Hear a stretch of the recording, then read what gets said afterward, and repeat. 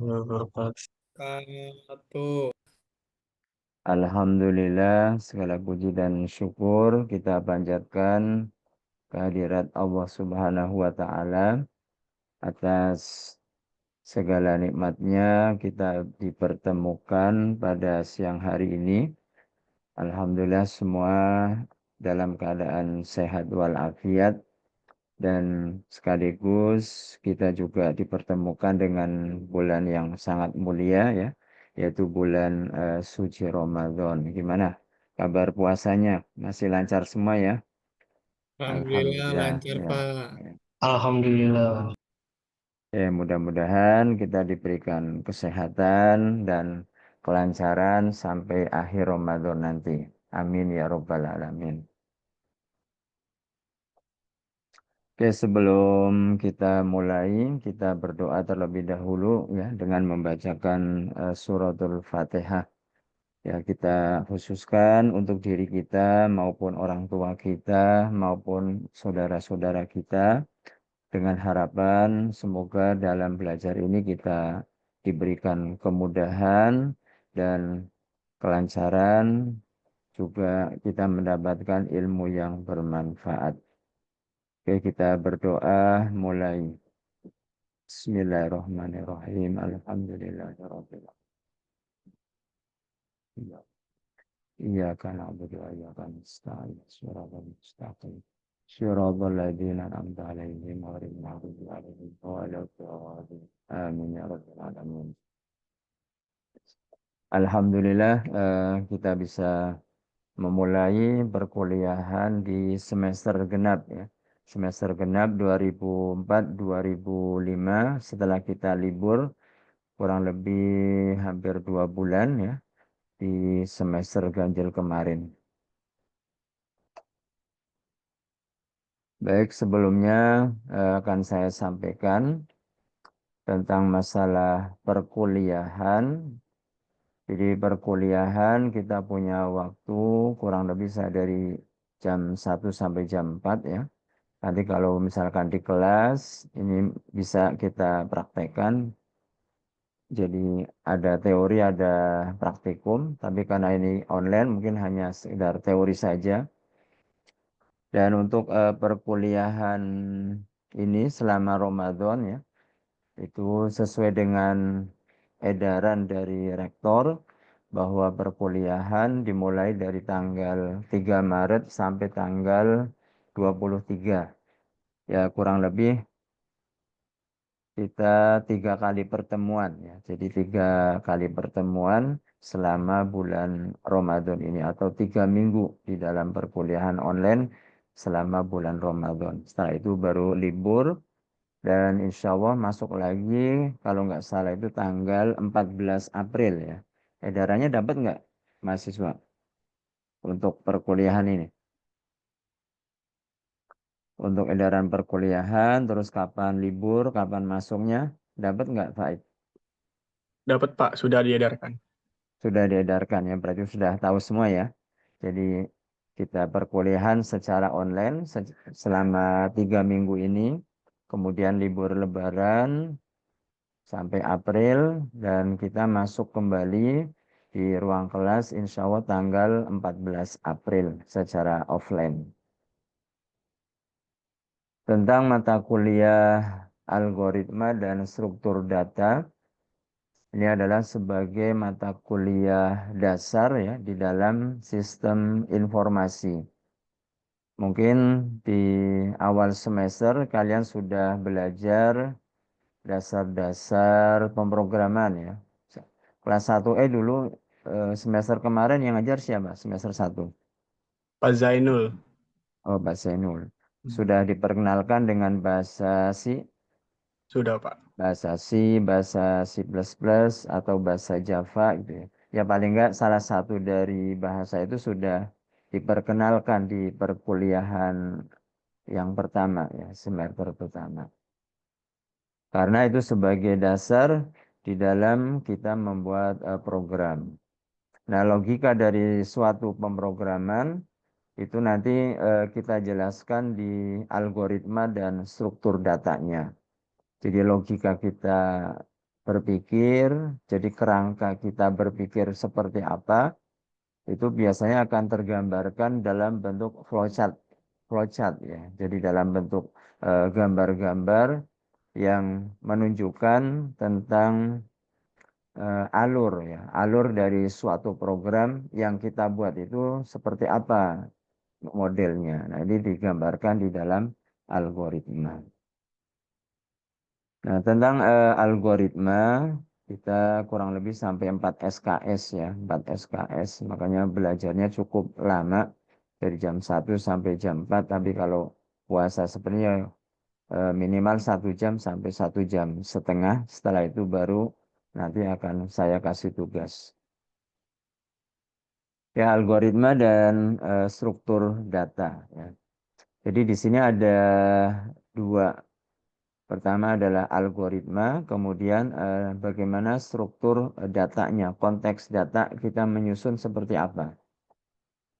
Kalau kita menyusun tentang buku misalkan, ada susun mulai dari abjad A, B, C, jadi kita susun secara ascending, atau juga bisa kita susun data dari buku itu secara descending, mulai dari yang kecil ke besar, atau sebaliknya mulai dari Z ke A atau A ke Z gitu ya. Nah, itu struktur datanya.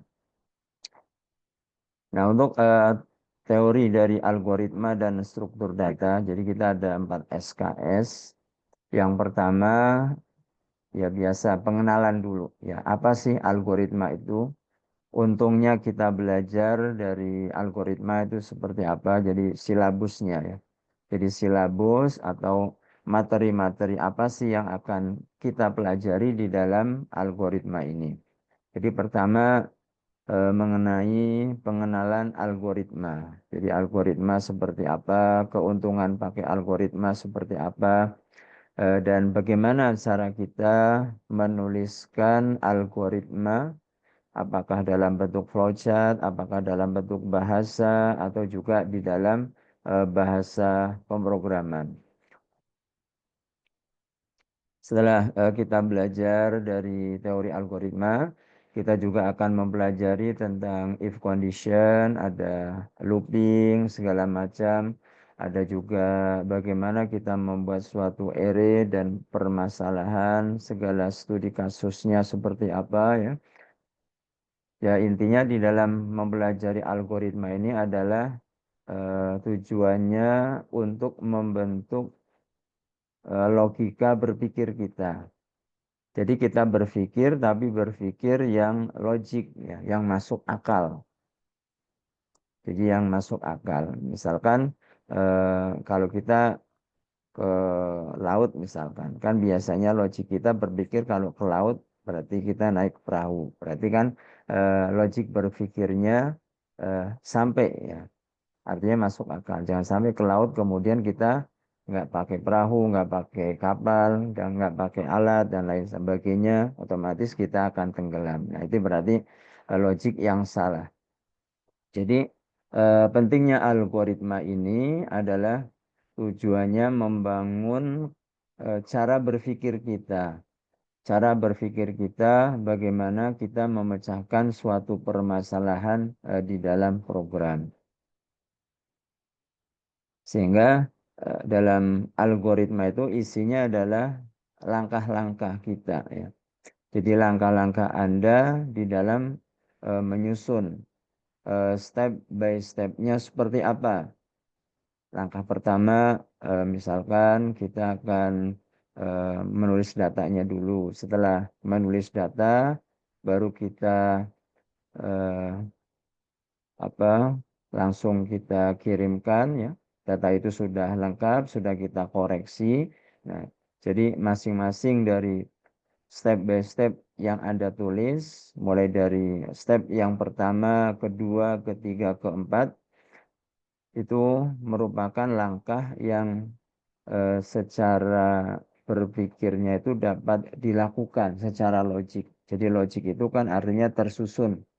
Ya, tersusun secara sistematis dan logik. Jadi sesuai dengan pemikiran kita. Dan itu yang paling urgent. Jadi bagaimana cara kita membentuk karakter cara berpikir kita ya. Kadang kan ada yang cara berpikirnya langsung nggak pakai aturan gitu ya, langsung main terobos. Jadi nggak step by stepnya nggak jelas, sehingga ketika kita praktekkan, kita tuliskan dalam bentuk program, sehingga program itu nggak jalan. Kalaupun jalan, biasanya banyak errornya. Jadi ketika dijalankan atau ketika kita input dari suatu program, maka datanya itu menjadi error. Ya, itu adalah tujuan utama. Jadi tujuan utama membangun karakter cara berpikir kalian di dalam memecahkan suatu permasalahan. Nah, untuk algoritma ini ada 4 SKS ya. Jadi nanti ada teori dan sekaligus juga nanti kita praktekkan coding program. Anda bisa gunakan pakai bahasa Java ya. Nanti akan saya kasih untuk ebook Java-nya.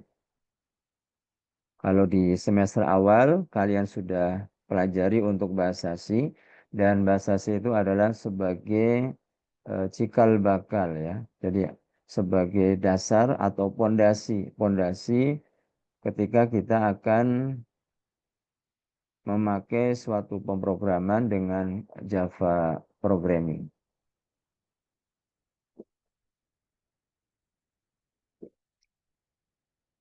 Mata kuliah algoritma merupakan mata kuliah yang pokok ya di dalam ilmu komputer, karena ini adalah merupakan dasar-dasar. Satu adalah membangun logika kita berpikir, kemudian bagaimana cara kita membuat susunan langkah-langkah di dalam menyelesaikan suatu permasalahan.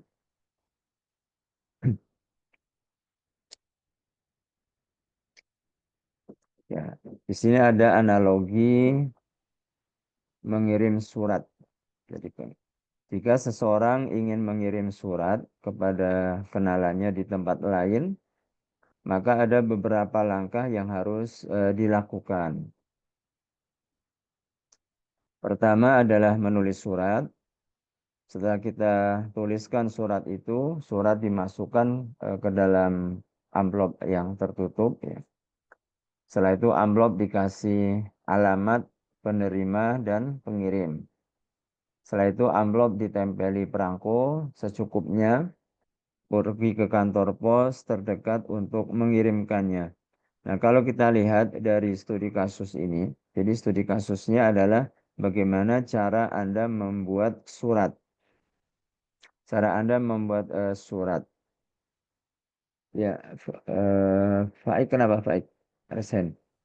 Maaf Pak, itu Ah, slide-nya emang belum dipindah atau bagaimana ya Pak? kenapa emang? Di saya masih teori algoritma yang slide pertama. Ini udah saya pindah analogi. Di Zoom-nya belum berpindah Pak. Oh gitu. Yang lainnya gimana? Sama juga. Sama, Pak.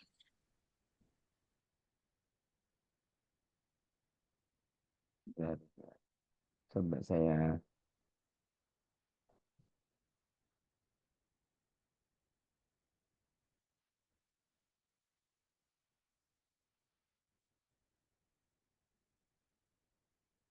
Ntar saya ulang lagi.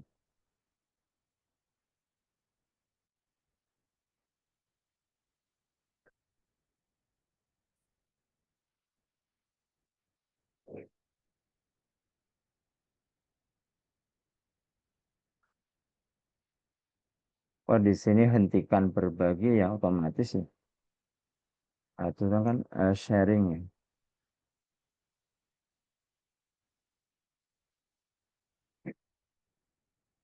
Ini sudah saya bagikan layar.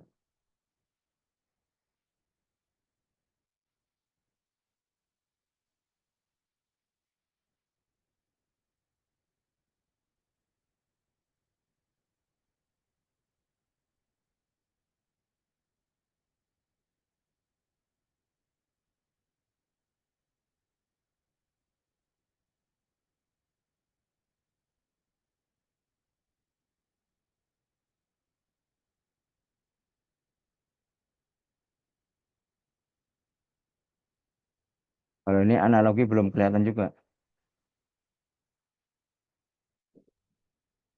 Analogi Sudah, Pak. belum kelihatan. Sudah, Pak. Sudah. Sudah. Oke. Oke, coba saya slideshow. Ini kelihatan apa itu program pemrograman.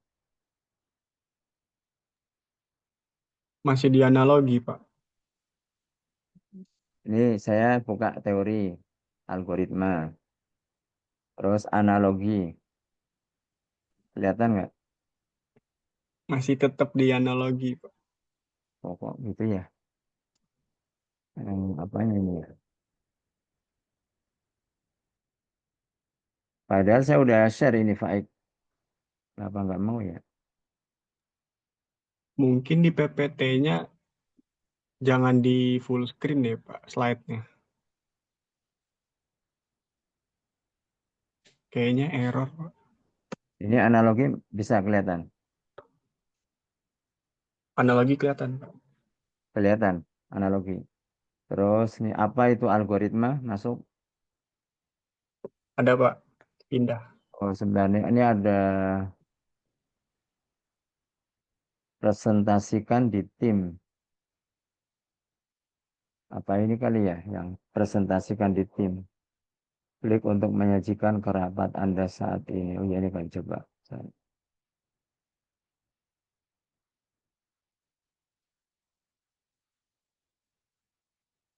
Oh gunakan akun.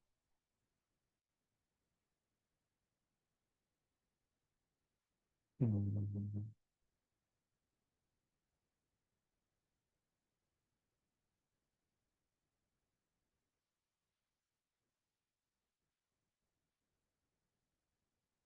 Oke, kita lanjut aja ya. Ini berarti sudah kelihatan ya analogi. Kelihatan, Pak, analogi. Oke, oke. Kalau di slideshow nggak kelihatan malah ya.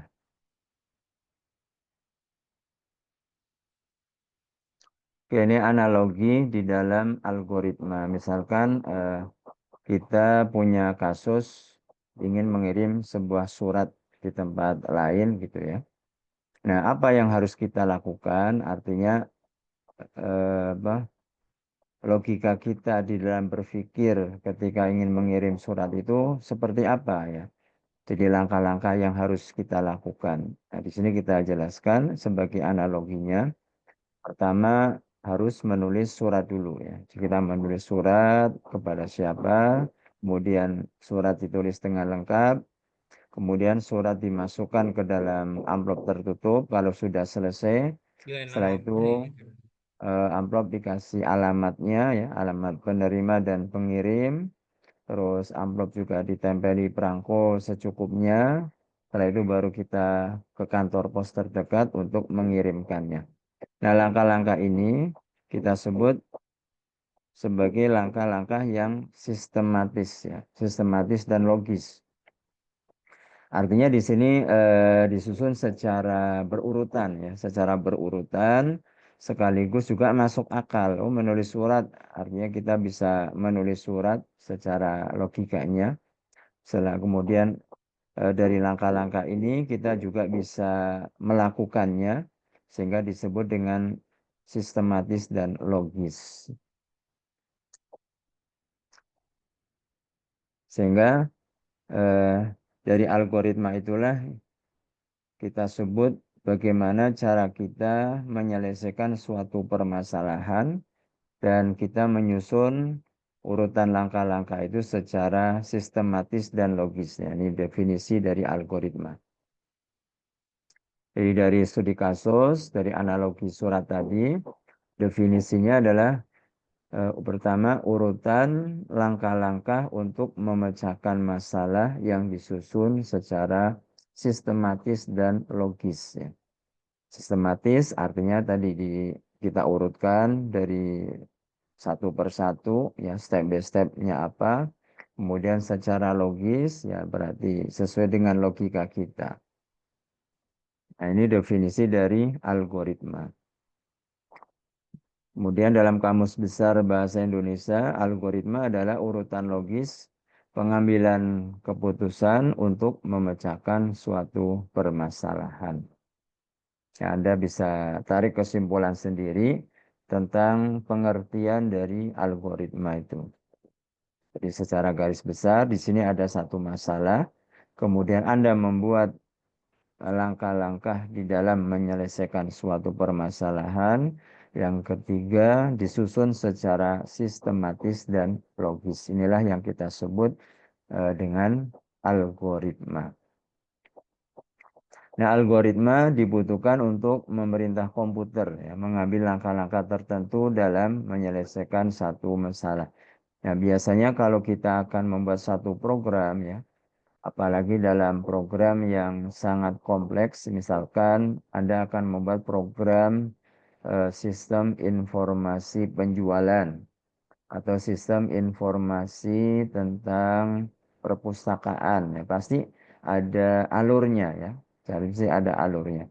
Bagaimana cara user itu masuk ke sistem, terus setelah masuk ke sistem harus pilih kategori apa, apakah meminjam atau mengembalikan buku. Setelah itu bisa juga diproses, bagaimana proses pengembaliannya, itu semuanya diatur. Dan biasanya setiap langkah-langkah yang ada di dalam sebuah sistem informasi itu akan tergambarkan dan biasanya pakai flowchart, ya. Dan flowchartnya itu merupakan sebagai pedoman, ya, pedoman di dalam seorang programmer membuat suatu program. Jadi langkah-langkah apa dulu yang harus dibuat setelah dia membuat form untuk login, bagaimana cara membuat untuk akses ke buku yang akan dipinjam. Setelah membuat buku apa yang akan dipinjam, kita bisa langsung memesan misalkan kepada petugas atau gimana, ya, sirkulasi dari perpustakaan itu. Jadi disitulah peran dari algoritma. Jadi kalau kita runtut, ya, sebelum kita membuat program itu Anda sudah tergambarkan algoritmanya dulu, ya. Jadi peta jalannya sudah tahu, oh langkah pertama kemana. Kemudian langkah kedua seterusnya apa? Sampai langkah ketiga, keempat, sampai program itu selesai. Nah, biasanya seorang programmer itu akan membaca flowchart-nya dulu. Jadi flowchart-nya dibaca, ya, dengan teliti. Kalau ada yang kurang paham, biasanya untuk membuat flowchart ini adalah seorang analis program. Jadi seorang analis program, dia sudah membuat tentang buku pedoman tentang sistem informasi karyawan di suatu PT X misalkan. Dia sudah terbentuk di dalam satu buku yang tebal, ya, sebagai panduan seorang programmer. Jadi nggak mungkin seorang programmer langsung bikin programnya, nggak bisa, ya.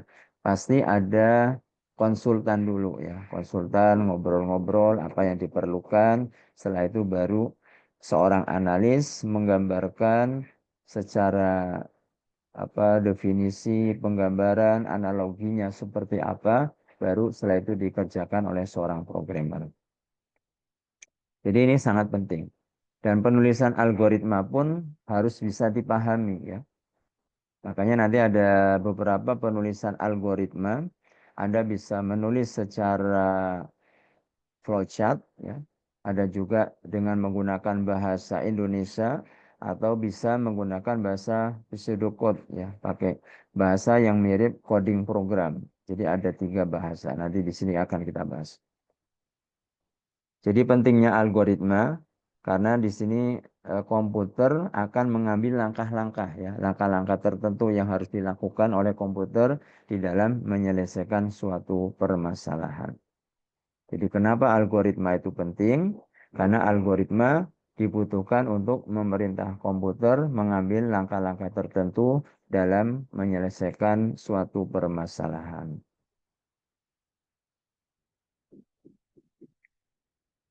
Nah, apa itu program atau pemrograman? Secara definisinya, jadi algoritma adalah untuk mengambil langkah-langkah bagaimana komputer melakukan suatu instruksi untuk menjalankan program.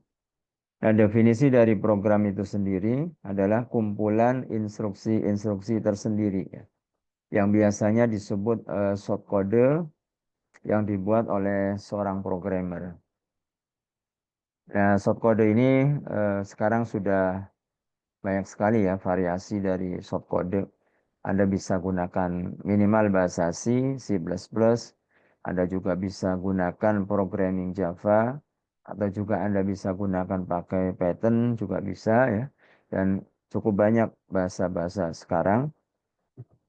Dan aplikasi di dalam belajar untuk bahasa program juga sekarang sudah cukup banyak ya. Ada Wischool, atau Anda bisa bootcamp tertentu di suatu instansi selama 3 bulan atau berapa bulan itu bisa. Jadi program adalah kumpulan instruksi ya, isinya berarti perintah-perintah ya. Perintah-perintah dengan bahasa coding program yang dibuat oleh seorang programmer. Nah, program berarti kalau seperti itu artinya adalah realisasi dari algoritma. Jadi kenyataan dari algoritma yang kita ambil, langkah-langkahnya kemudian ditulis dengan menggunakan shortcode, sehingga program ini isinya adalah algoritma plus bahasa pemrograman ya.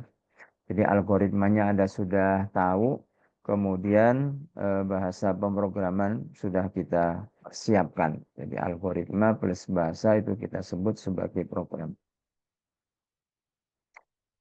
Oke, mengapa algoritma kita pelajari? Pertama, alasannya adalah pembuatan atau penulisan algoritma tidak tergantung pada bahasa pemrograman manapun.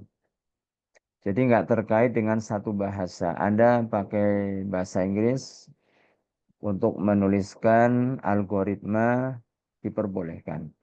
Atau Anda menuliskan bahasa algoritma ya dengan bahasa Indonesia juga diperbolehkan. Nah, di sini nanti ada 3 yang disepakati di dalam menuliskan algoritma yang benar. Jadi bahasa apapun yang penting bisa dipahami ya nggak masalah. Jadi pembuatannya tidak monoton harus dengan pakai bahasa Indonesia. Kemudian yang kedua, notasi algoritma dapat diterjemahkan ke dalam berbagai bahasa pemrograman. Jadi apapun algoritma Anda, kalau dengan menggunakan algoritma yang satu, pasti hasilnya juga akan sama. Output programnya akan sama. Anda bisa terjemahkan notasi algoritma ke dalam bahasa C. Anda juga bisa aplikasikan algoritma yang kita buat dengan menggunakan C++-nya, atau juga kita bisa gunakan dengan bahasa Java Programming ya, Java Programming. Jadi tidak terikat pada satu bahasa. Apapun bahasa pemrogramannya, jadi output yang akan dikeluarkan sama karena algoritmanya juga sama ya. Ibaratnya kita mau ke Bandung, misalkan dari Jakarta mau ke Bandung, Anda mau lewat mana saja bisa ya. Mau lewat jalan biasa, mau lewat tol, atau menggunakan kereta api, tapi nyampenya sama. Jadi karena algoritma yang kita buat adalah algoritma yang sama, cuma bahasanya saja yang berbeda, tapi output hasil dari programnya itu enggak ada perbedaan. Jadi apapun bahasa pemrogramannya, output yang akan dikeluarkan sama.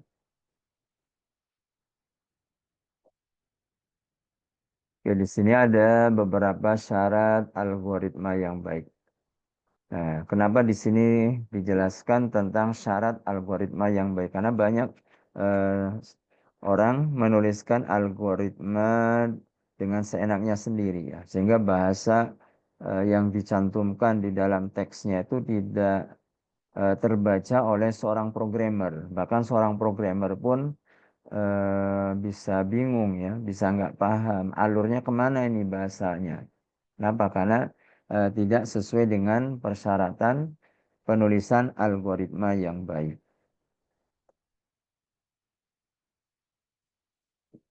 Nah, syarat penulisan algoritma yang baik, ya pertama tingkat kepercayaannya tinggi, reliability. Kemudian pemrosesannya efisien, ya.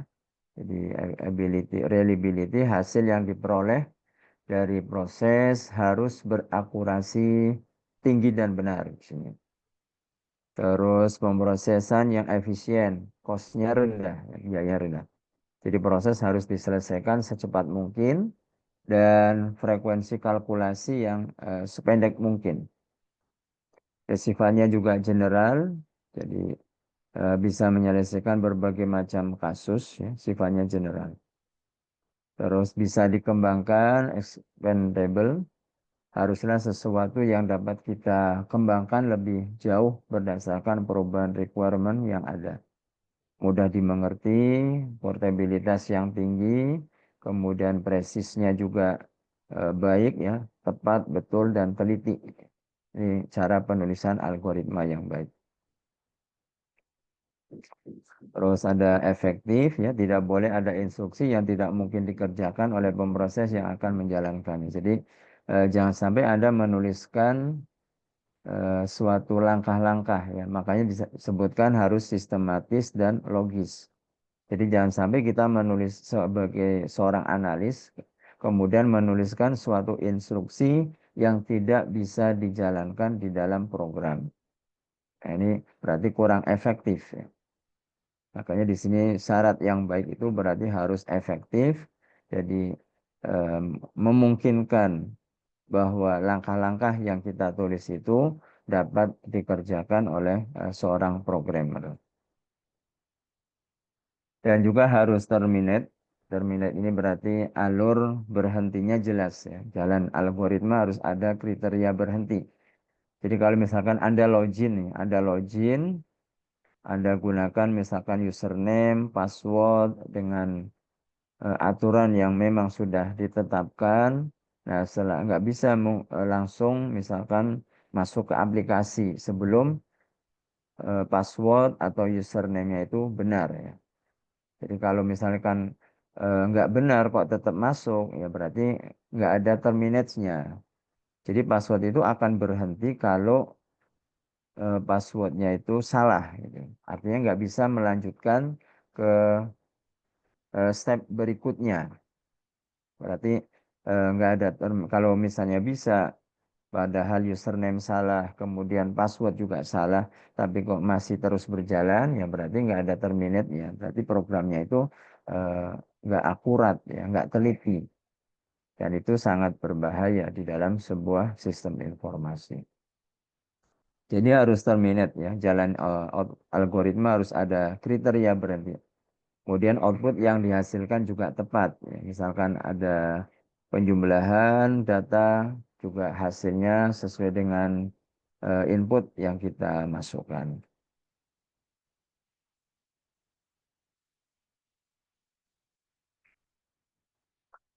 Yaitu tadi syarat-syarat di dalam menuliskan algoritma yang baik dan benar. Oke, selanjutnya adalah langkah di dalam membuat program. Ya, langkah di dalam membuat program. Pertama, kita harus mendefinisikan masalahnya dulu. Jadi, apa sih yang menjadi masalah di dalam program yang akan kita buat? Misalkan, kita akan membuat suatu program penggajian, gitu, ya. Apa nih yang menjadi masalah? Apakah terkadang sering salah nama, atau mungkin salah nominal, yang seharusnya nominal besar diberikan kepada si A, ternyata diberikan kepada si B. Nah, ini kan berarti kasus juga, ya. Satu permasalahan yang harus kita tangani, yang harus kita selesaikan supaya input dan outputnya itu sesuai. Ya, Anda pelajari tentang definisi masalahnya apa dulu. Jadi kondisi awal, kondisi akhir, kemudian data lain yang tersedia, terus operator yang tersedia, terus syarat atau kendala yang harus dipenuhi apa saja. Jadi kalau misalkan masalahnya kok salah nomor, Misalkan salah kode karyawan, nah apa yang harus kita perbaiki di situ? Bisa saja nomor kode karyawannya yang salah, ya.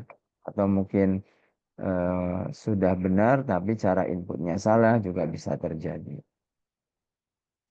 Jadi langkah awal Anda harus mendefinisikan masalah, harus tahu dulu ya. Harus tahu dulu, misalkan Anda akan membuat sistem informasi akademik. Biasanya yang sering terjadi di akademik apa saja nih?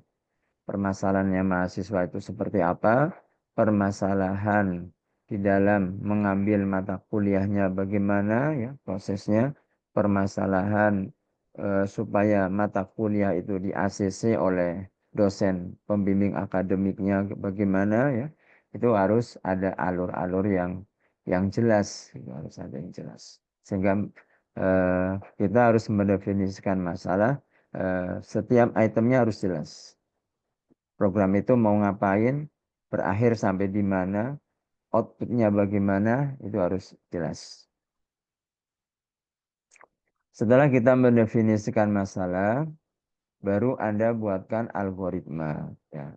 Tadi kan algoritma di awal, algoritma itu adalah kita menyusun ya, atau kita membuat langkah-langkah yang secara sistematis dan logis tadi untuk memecahkan suatu permasalahan. Sekarang di tahap awal kita sudah tahu nih, kita sudah tahu oh permasalahannya di akademik saya bagi ya, saya kelompokkan ada 10 permasalahan misalkan. Nah setelah permasalahan yang pertama ada 10 permasalahan, sekarang Anda buatkan dulu nih algoritma untuk memecahkan permasalahan yang pertama bagaimana. Misalkan permasalahan yang pertama tentang masalah login. Salah login banyak yang salah ya. Kemudian tidak mengenal batasan berapa digit kita input untuk login passwordnya. Nah, setelah kita sudah tahu permasalahan yang pertama, baru Anda buatkan algoritmanya. Jadi step by stepnya dibuat sampai selesai. Setelah itu Anda lanjutkan step yang kedua, yaitu untuk memecahkan masalah yang berikutnya. Jadi begitulah untuk algoritma. Jadi kalau masalahnya kompleks, maka dibagi ke dalam modul-modul di sini ya.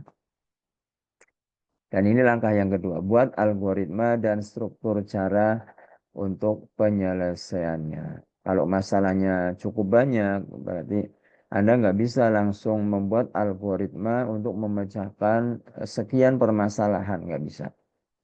Jadi harus disusun per modul, per masalah. Ya, per masalah ada harus buat. Terus yang ketiga adalah menulis program. Jadi kita sudah mendefinisikan satu permasalahan. Yang kedua kita tuliskan langkah-langkahnya. Kemudian yang ketiga adalah menulis program. Oke, di dalam membuat program, pilihlah bahasa yang mudah dipelajari ya. Mudah digunakan dan lebih baik lagi jika sudah dikuasai ya, dikuasai, memiliki tingkat kompatibilitas tinggi dengan perangkat keras dan platform lainnya.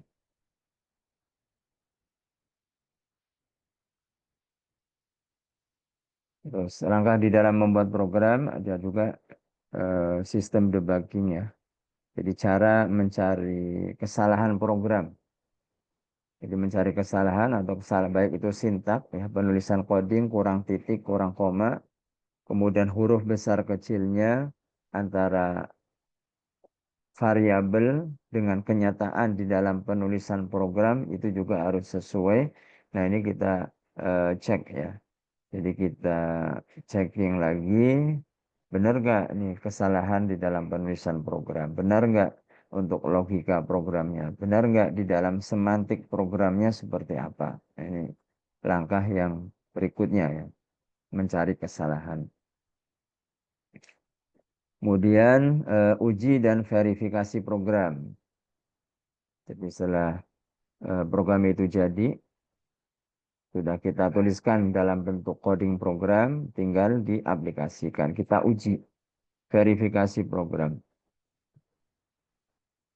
Kira-kira nanti ada masalah nggak setelah kita running sebuah program aplikasi di suatu perusahaan tertentu ya.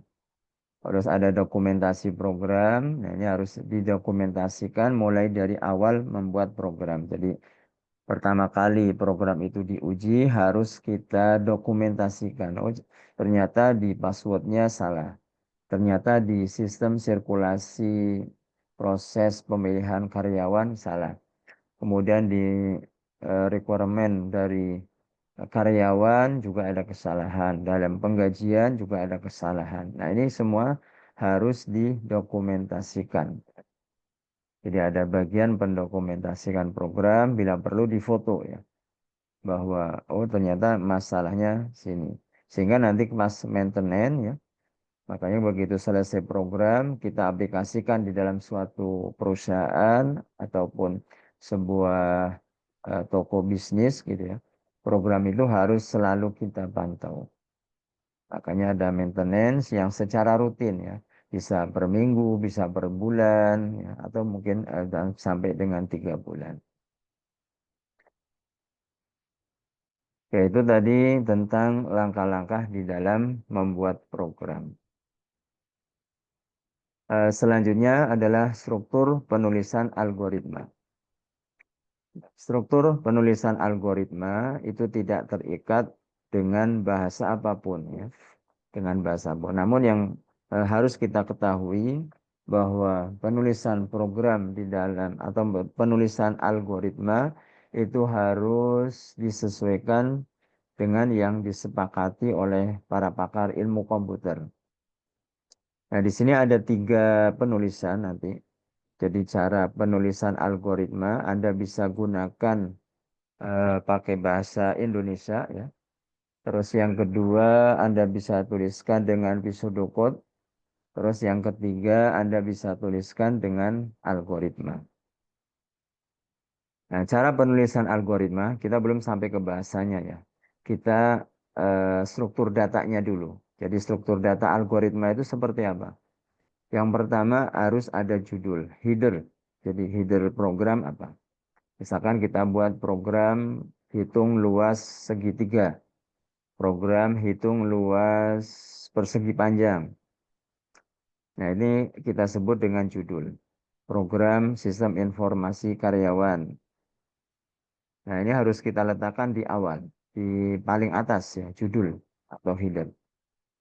Yang kedua, susunan algoritma ada kamus. Nah, kamus ini kita tuliskan variabel-variabel.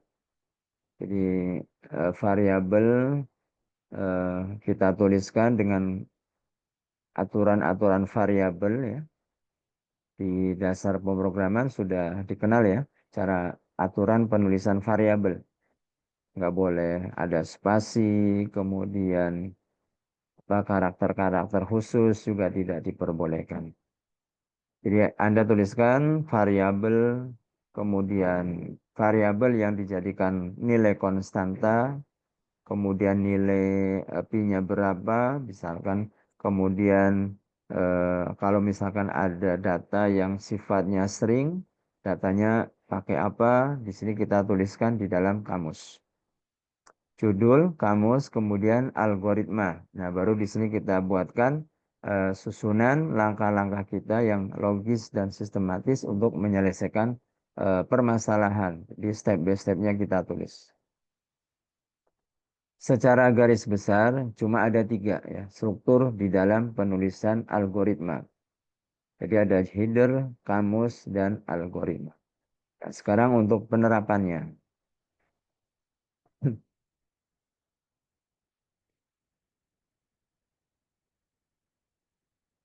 Ini untuk judul ya. Judul adalah bagian teks algoritma yang digunakan sebagai tempat mendefinisikan nama dengan menentukan apakah teks tersebut adalah program, prosedur, atau fungsi. Jadi untuk membedakan antara program, prosedur, fungsi, makanya kita tulis judulnya, headernya. Contoh nih, program luas kubus. Nah, ini berarti judul algoritma. Atau Anda kasih keterangan di sini. Ya, dalam kurung, menghitung luas kubus untuk ukuran sisi yang dibaca dari piranti masukan, lalu mencetak hasilnya ke piranti keluaran. Ini spesifikasi atau kekhususannya yang unik dengan program lain. Anda bisa buatkan menggunakan keterangan setelah header-nya, setelah header. Setelah header, kemudian susunan algoritma yang kedua adalah menuliskan kamusnya.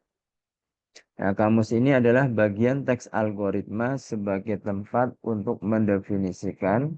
Yang pertama adalah nama tipenya. Jadi nama tipe datanya apa, kemudian nama konstantanya, variabelnya apa, nama variabelnya, nama fungsi, dan nama prosedur, dan selain dari yang saya sebutkan tadi. Nah, ini kita deklarasikan atau kita tulis di dalam kamus. Kita ambil contoh misalkan ini. Di kamus ya, oke. Bisa kelihatan nggak ya? Di sini ada kamus, ada nama, tipe ya. Misalkan untuk tipe jam, ini tipe adalah variabel. Kemudian jamnya adalah sebagai kamusnya. Kemudian ada satuan untuk jam ya, tipe datanya adalah integer. Kemudian kita juga buatkan nilai konstanta, ya ada real, ada string, kemudian ada nilai boolean ya, true dan false. Atau kita bisa buatkan dengan variabel x atau y, misal x, y, integer, n max ya, nama, poin, dan lain sebagainya. Jadi inilah kamus ya, tempat mendeklarasikan variabel, juga bisa mendeklarasikan string maupun bisa mendeklarasikan nilai-nilai yang konstanta. Sini kamus.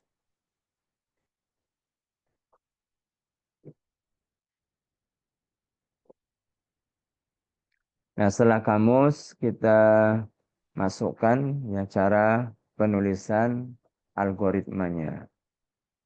Algoritma adalah bagian inti ya, bagian inti dari suatu algoritma yang berisi instruksi atau pemanggilan aksi yang telah didefinisikan. Ya, di sini kita buatkan misalkan secara gambarannya ya, yang berfungsi sebagai media untuk input data.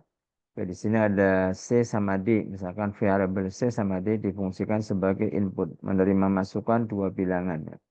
Kemudian if C lebih kecil dari D, maka operasi kondisional. Jadi pakai if condition ya. Kemudian di sini kita isikan A plus B ya. Jadi kita di segmen oleh nilai A dan nilai B. Kemudian selain itu else, di sini kita isikan C A minus B. Outputnya C adalah hasil keluaran yang berupa bilangan C.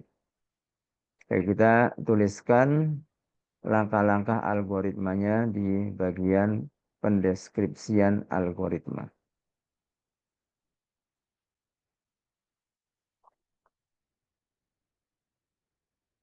Ya, berikutnya adalah bagaimana cara kita menyajikan algoritma. Tadi adalah susunan algoritma ya. Jadi susunan atau struktur. Tadi ada header, terus apa lagi? Kamus ya. Setelah kamus baru kita tuliskan algoritma. Nah, bagaimana cara kita menyajikan algoritma? Jadi cara menyajikan algoritma jangan sampai salah. Ya.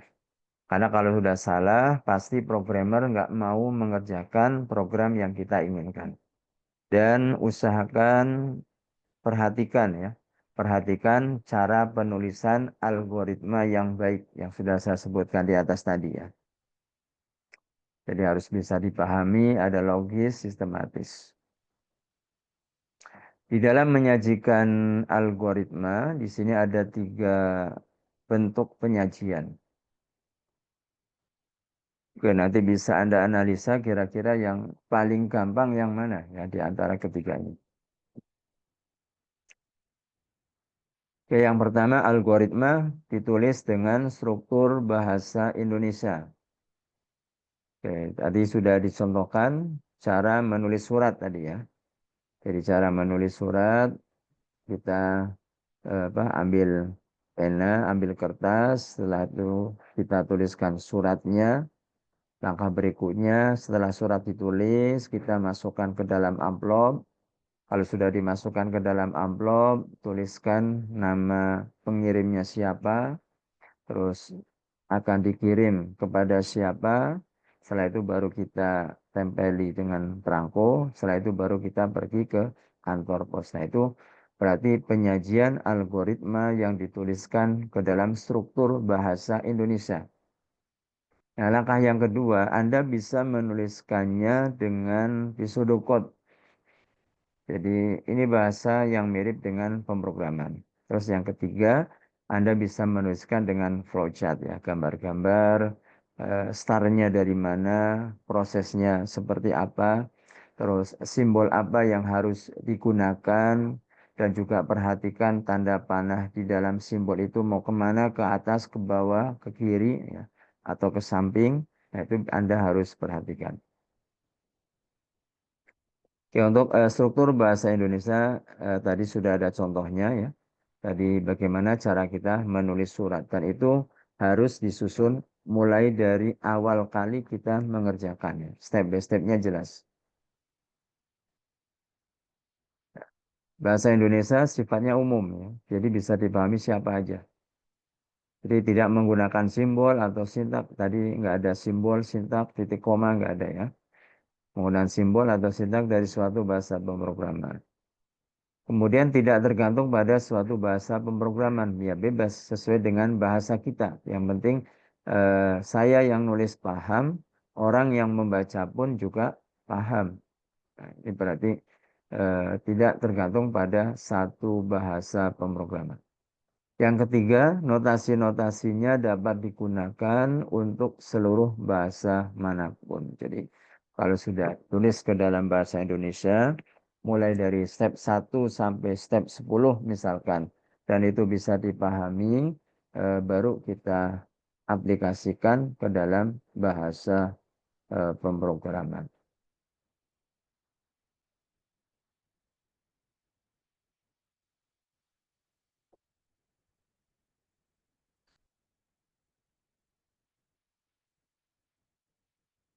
Oke, di sini ada struktur bahasa Indonesia, ya algoritma dengan menggunakan bahasa Indonesia. Contoh misalkan menghitung rata-rata 3 buah data. Menghitung rata-rata 3 buah data. Jadi ada bilangan A, B, dan C. Ya. Setelah itu Anda jumlahkan, hitung nilai rata-ratanya. Nah, algoritma dengan struktur bahasa Indonesia yang pertama adalah baca bilangan A, B, dan C. Ya. Jadi di sini akan menerima input data untuk A, untuk B, dan untuk C. Setelah itu jumlahkan ketiga bilangan tersebut. Jadi tambahkan A plus B tambah C bilangannya berapa. Setelah ada jumlah tersebut, bagi jumlah tersebut dengan angka 3. Karena kita akan menghitung nilai rata-rata dari 3 buah data. Setelah itu baru tulis hasilnya. Langkah-langkah seperti ini kan kita bisa baca ya. Kita bisa paham, bisa ngerti apa yang harus kita lakukan ya. Oh, berarti ini harus saya input dulu nih untuk A-nya berapa, B-nya berapa, C-nya berapa. Kalau sudah diinput datanya, lalu ngapain lagi? Oh, berikutnya saya harus menjumlahkan ketiga bilangan tersebut. Kalau sudah dijumlahkan, tinggal apa? Tinggal kita bagi 3. Karena berdasarkan 3 buah data tadi. Kita bagi 3, setelah itu baru kita akan tahu output hasilnya seperti apa. Oke, ini contoh bahasa Indonesia. Berikutnya adalah pseudocode. Penyajian algoritma dengan pseudocode berarti menggunakan kode yang mirip dengan kode pemrograman. Jadi yang sebenarnya pseudocode ini lebih rinci ya, lebih rinci dari bahasa Inggris atau Indonesia. Strukturnya lebih rinci. Ya, contohnya di sini. Ini contoh menghitung rata-rata 3 buah data. Jadi di awal Anda bisa bedakan cara penulisan menggunakan bahasa Indonesia dengan menggunakan pseudocode.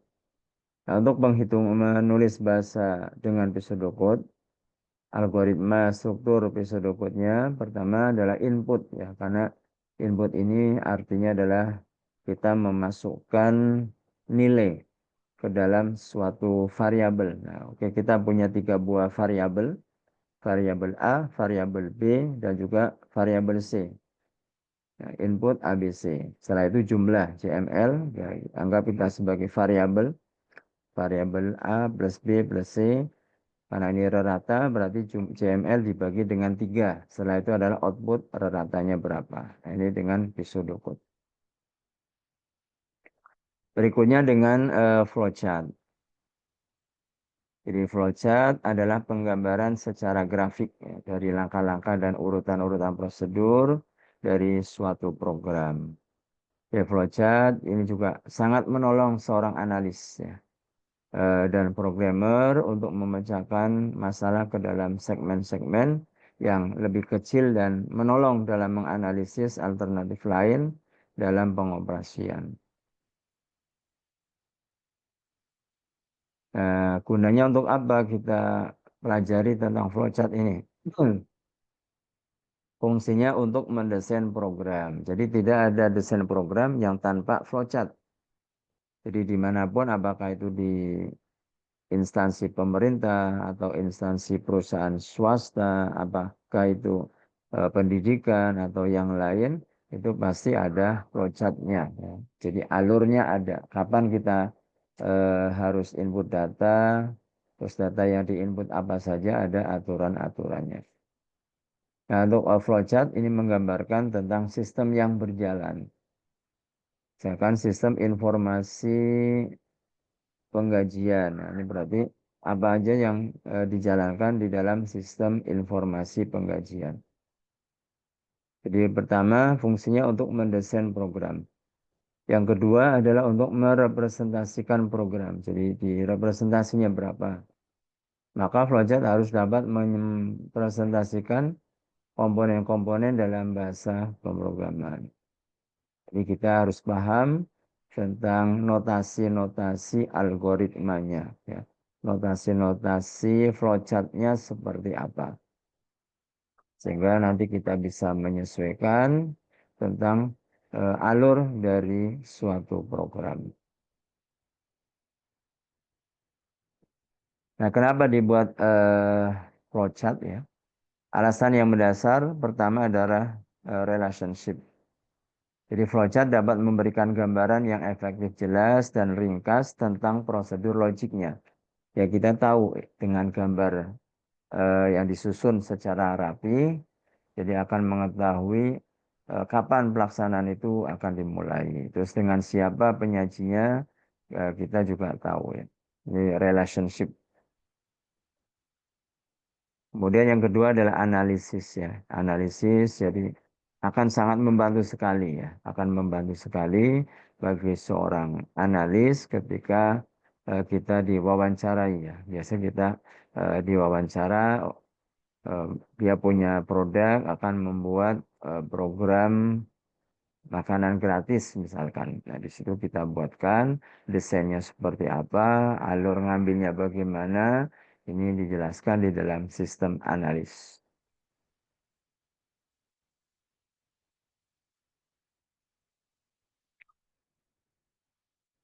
Oke. Mengapa flowchart? Tadi relationship, kemudian communication. Jadi komunikasi. Komunikasi antar pengguna dan yang digunakan ya. Jadi user dengan PC-nya itu akan berinteraksi. Nah, untuk komunikasi dari flowchart ini ada lambangnya ya, ada simbol. Ini ada simbol, nanti Anda pelajari sendiri di rumah ya. Jadi ada simbol yang kita sebut sebagai terminator, tanda mulai dan selesai itu sama ya. Ada aliran data, jadi setiap tanda panah ke kanan atau ke kiri itu kita sebut sebagai aliran data. Terus ada input atau output, ya, di sini digambarkan seperti jajaran genjang ya. Kemudian ada proses, yaitu 4 persegi panjang.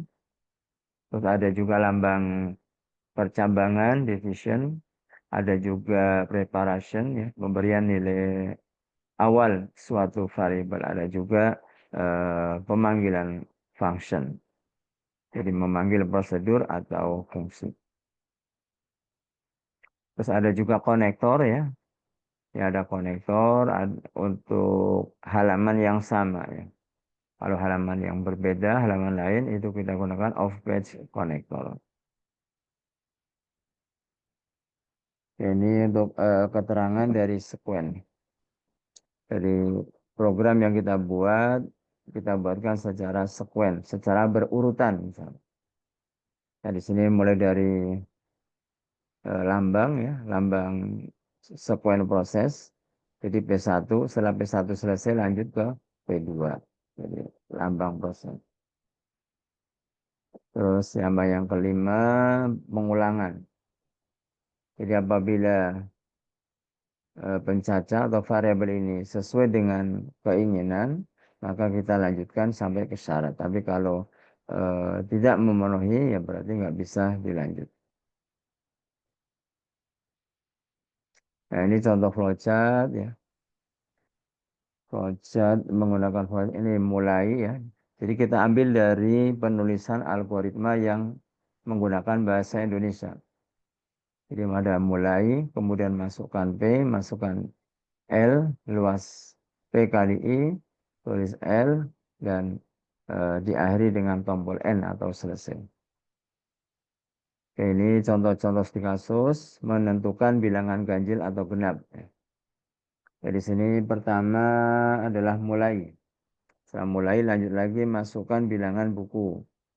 Setelah buku bilangan di atas dibagi dua dengan operasi sisa bagi, ya. Kemudian ada tombol ini sebagai condition, jadi pakai if, terus genap, ganjil, selesai. Nah, notasi-notasi ini adalah notasi yang disepakati oleh para pengguna komputer. Nah, kalau misalkan panjang, ya berarti di sini bisa kita sambung lagi, ya.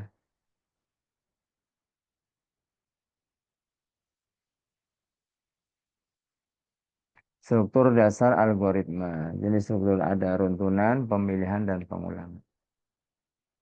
Kemudian ada struktur runtunan. Sebuah runtunan terdiri dari satu atau lebih instruksi.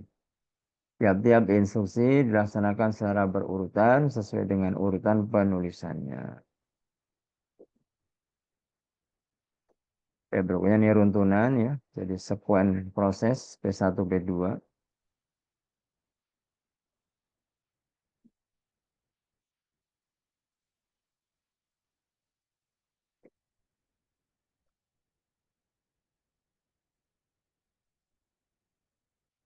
Ini struktur runtunan. Berikutnya adalah struktur pemilihan, if condition, ya.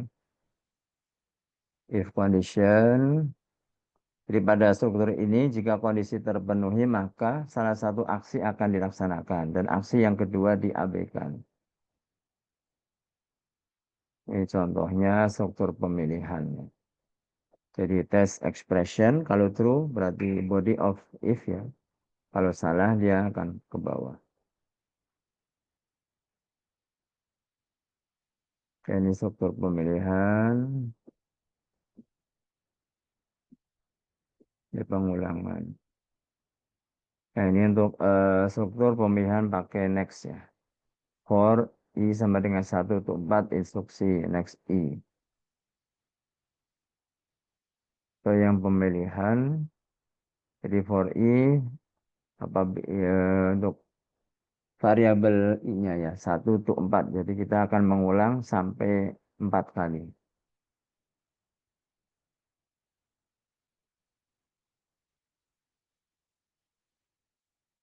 Ya, ini untuk struktur pengulangan, ya. Terus sini ada struktur pengulangan yang kita tuliskan bahasa Indonesia. Terus ada latihan soal. Latihan. Ya, sampai di sini materinya sudah habis untuk pertemuan yang pertama, ya, mengawali pertemuan di bulan Ramadan. Kira-kira gimana? Ada tanggapan atau pertanyaan atau ada yang ingin kita sharingkan? Kira-kira ada gambaran ya algoritma itu apa? Paling enggak itu dulu. Jadi sebelum kita melangkah lebih jauh tentang algoritma, itu eh, paling enggak ada satu gambaran, oh ternyata algoritma itu sangat penting. Ternyata ada aturan-aturan di dalam penulisan algoritma. Step by stepnya, cuma intinya itu tadi ya. Intinya adalah kita menyusun langkah-langkah secara logis dan sistematis untuk menyelesaikan suatu permasalahan. Itu aja. Ini hadir semua ya berarti ya 27 ya. Oke, Ya, saya Pak. minta di screenshot dulu ya. Oke, ini saya hentikan dulu ya berbaginya ya. Saya hentikan. Oke, silakan Faik di screenshot eh, mahasiswa yang Pak, hadir pada siang ini. Biar videonya tolong di on kan dulu ya kameranya supaya tahu semua ya. Nanti dikirim ke grup ya. Baik.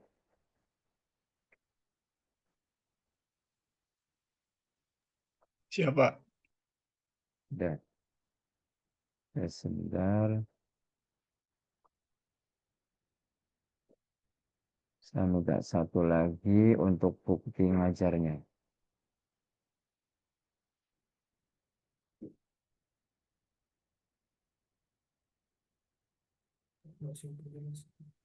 udah coba.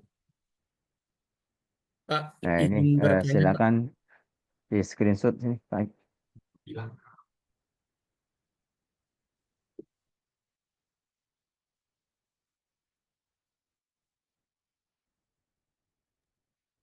Sudah, Pak. Sudah. Oke.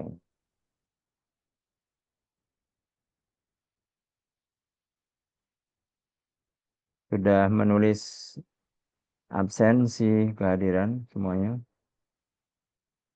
Absensi kehadiran sudah ada berapa orang?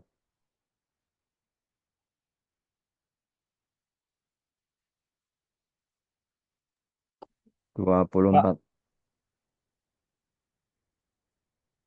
Pak mau nanya, Pak. Silakan. Untuk kontrak belajar algoritma itu bagaimana ya, Pak? Oh ya ya, sorry potong tadi. Oke, tadi saya kelupaan untuk kontrak perkuliahan. Ya untuk saat ini karena kita online, selama online ya usahakan kita mulai dari jam 1 ya. Jam 1 Anda on time ya. Kalau materi teori ya kurang lebih 1 jam sampai 1 jam setengah. Setelah itu nanti ada tugas ya. Tugas yang ada di modul tadi kan ada ya. Tugasnya tadi apa tuh? Ini buat algoritma mengecek suatu bilangan positif atau negatif. Terus buat algoritma untuk menampilkan deret angka berikut. Jadi selisihnya 0, 2, kemudian 5, 10, 26, 35. Terus kalau ini diketahui. Oh ini untuk outputnya ya. Ya tugasnya yang ada di modul aja dulu ya. Nanti Anda upload di AIS ya. Nanti Anda upload di AIS. eh, File yang Anda upload dalam bentuk PDF saja ya. Dalam bentuk PDF. Terus jangan lupa tuliskan nama dan nomor NIM Anda. Jadi untuk online usahakan tepat waktu jam 1 kita mulai. Nanti ya sama nanti kalau misalkan kita di kelas pun sama jam 1. Cuma nanti kalau di kelas Anda bisa praktekkan langsung studi kasus yang ada gitu ya dengan bahasa Java yang nanti akan saya kasih ebook Javanya nanti setelah Lebaran nanti pas offline ya. Nanti kan kita tempatnya di lab kan ya, di lab PLT. Eh, Ya usahakan jangan ada yang terlambat lah ya. Jadi saya toleransi 15 menit dari keterlambatan.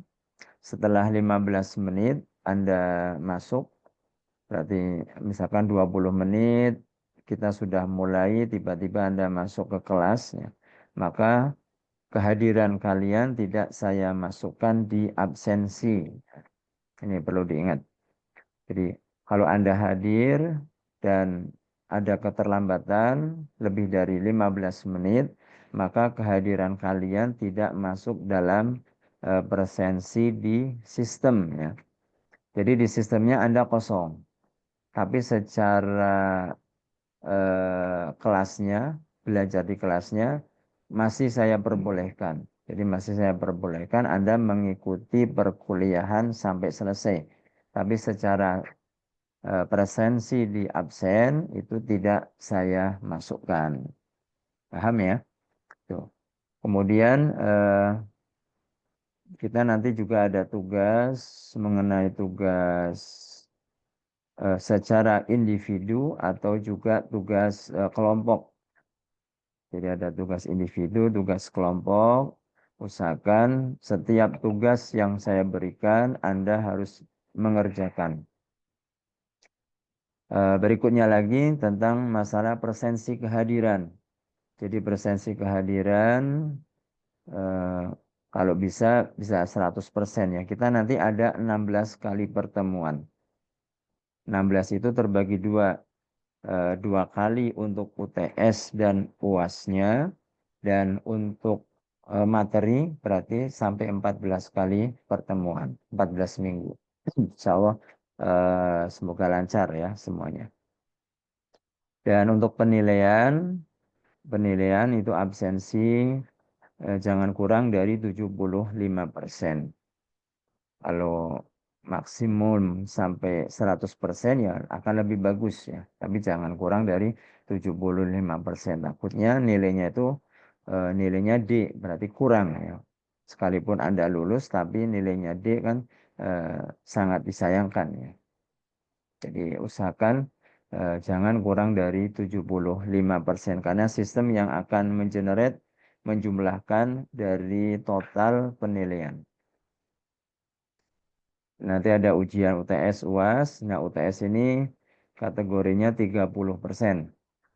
Prosentasenya 30% dan UAS-nya 40%. Jadi untuk form ini ada absensi sama tugas itu adalah 30%.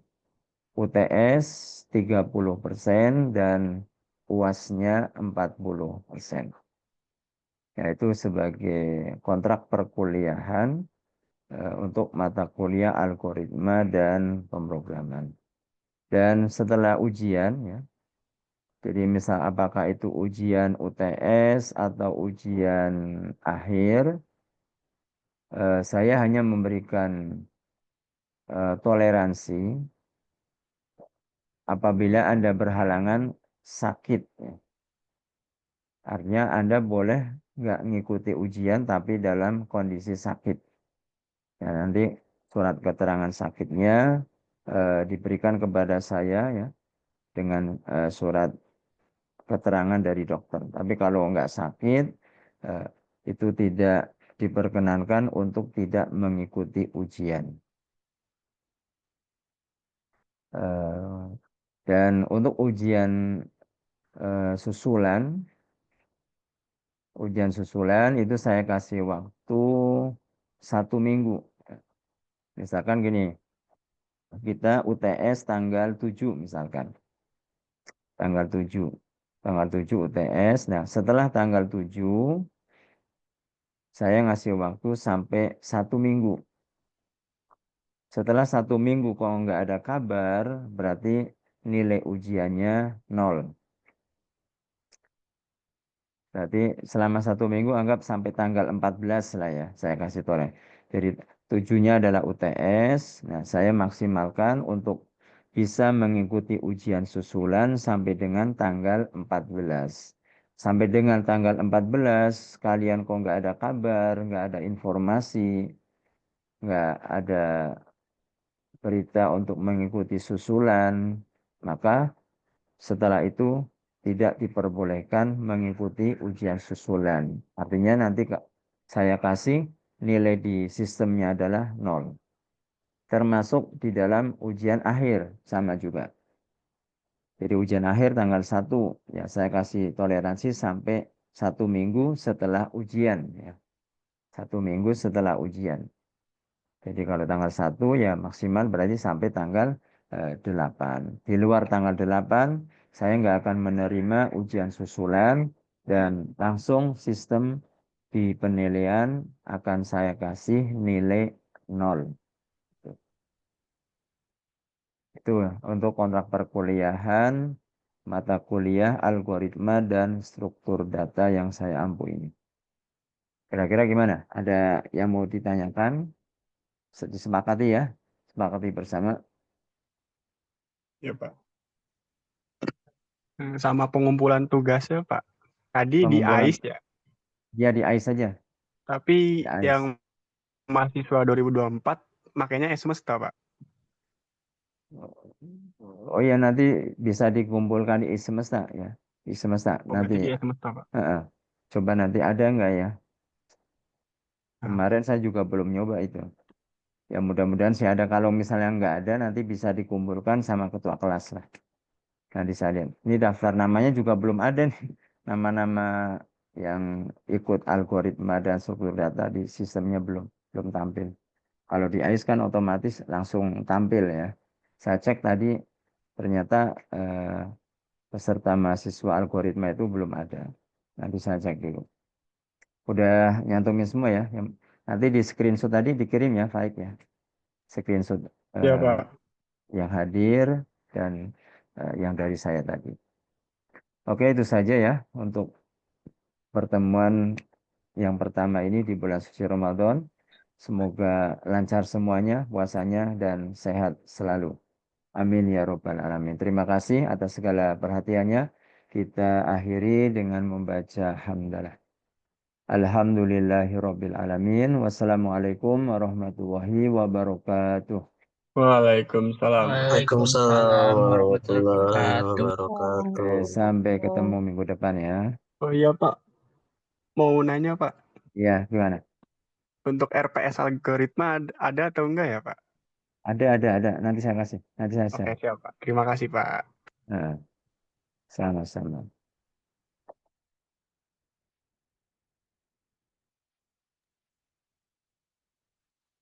Oke, saya izin live ya. Iya, Pak.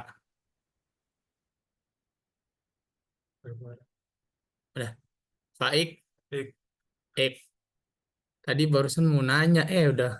Kontraknya angkat. itu gimana kontrak? Tadi tuh misalnya kontraknya bisa bisa interupsi kita. Pak, interupsi nggak bisa 40%, 30%. Bisa sebenarnya, tapi Ya, lu tinggal ini. Masa harus gua mulu. Mentang-mentang PJ. Terus Tadinya mau ngomongnya bilang. juga tadinya mau nggak mau bilang mau berhenti. interupsi gitu kan. Tapi ya sebenarnya bisa kan, tadi kan bapaknya bilang kan setuju nggak 30%, 40%. Nah, bilang aja kagak setuju gitu. Pak. Makanya nih, kalau Yang Zoom jawab jangan dulu. diem doang lah. Ya udah, ya udah. Ngomong. Bocah pada diem. Ini Iya, ngomong, ya udahlah. ini ngomong, Ik,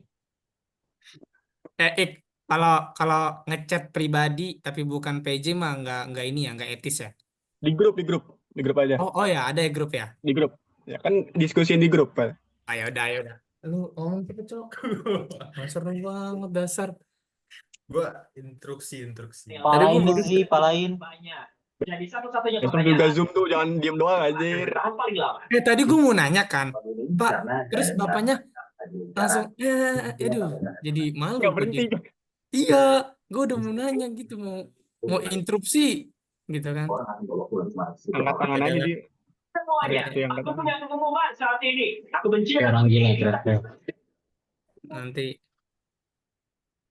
UTS 40.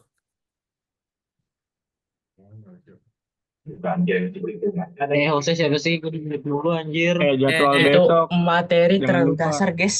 Ik, tadi tanya Ah. gini, Ik.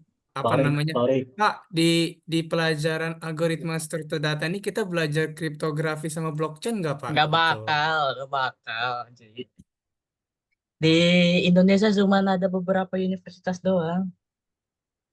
Di UIN nggak ada ya? Gibran ganteng banget Gibran. sekalian dan Apa? Tadi ada yang nge-SS kagak? Bola-bola ini di dalamnya Itu akan modulnya bisa terjadi maksudnya bisa ada kita banyak minta strategi atau bapaknya dalam nggak mau bermain ngasih ini. modulnya kayak Kalian harus Pak bekerja Zul. sama dengan tim kalian. Itu modulnya kan udah di-share. Itu modul. Oh udah. Baik. Oke. Iya. Ini yang record siapa nih? Apa? Yang record siapa aja ini? Hostnya lu, Trik. Enggak lah, iya. Tapi gue masuknya kemana? Iya, katanya mereka Masuknya ke cloud. gitu. Mungkin bisa jamin